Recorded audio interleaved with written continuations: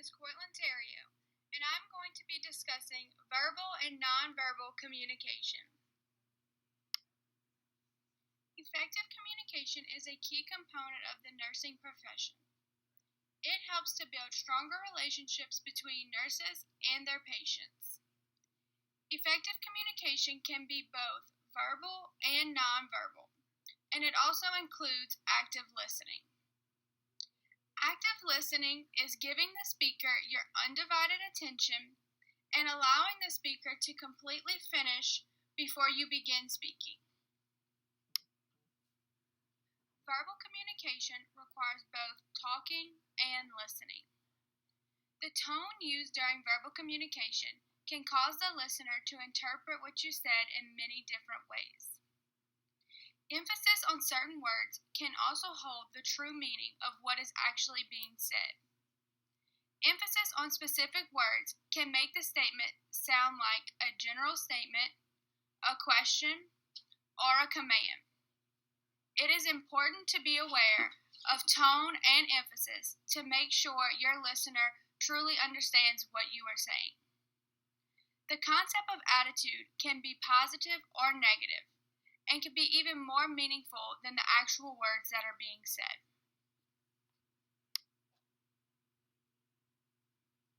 Nonverbal communication can either confirm or deny the words being spoken. The listener is more likely to believe the nonverbal cues being portrayed when the verbal and nonverbal messages do not match up. Facial expressions and eye contact can reveal a whole different message to patients if it doesn't match with what you are saying.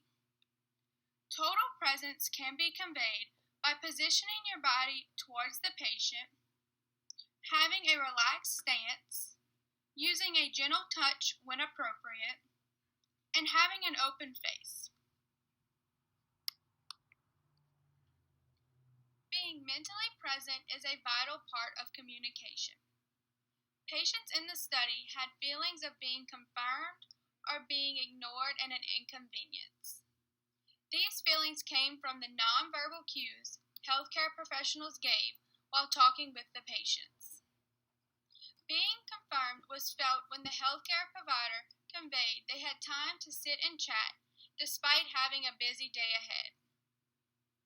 Patients reported that a simple handshake, meaningful eye contact, and a positive tone were some nonverbal cues that made them feel like they were in the right hands.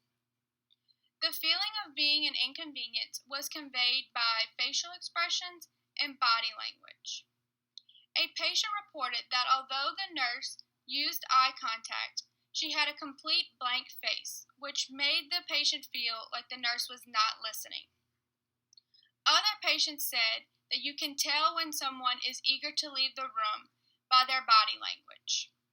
It is important to be aware of nonverbal communication and how the patients interpret your actions. Patient-centered care requires effective verbal and nonverbal communication. Providing emotional support is being present with the patient and actively listening to their feelings. Good eye contact and the use of touch can help the patient feel your presence. It is important to openly communicate about the patient's values and their personal preferences on the care they wish to receive. We should be mindful of our verbal and nonverbal communication when doing so that the patient receives the correct message the first time. The BSN Essential number 8 is professionalism and professional values. Appearance and demeanor are both part of nonverbal communication.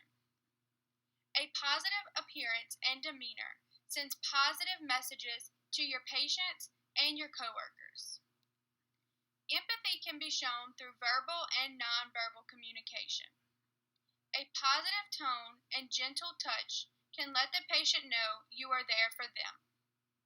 It is important to establish good nurse-patient relationships, but to also be aware of professional boundaries.